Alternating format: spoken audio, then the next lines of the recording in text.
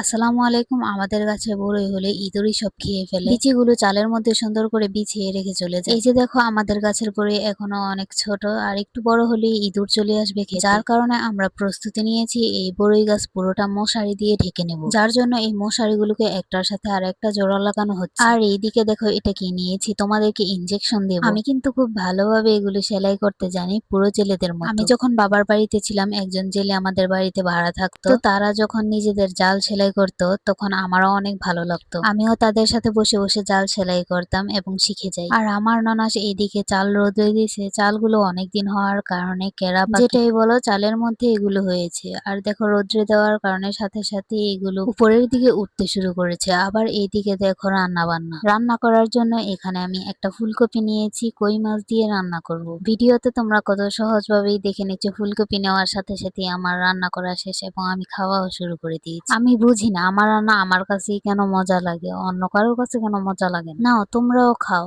Tata.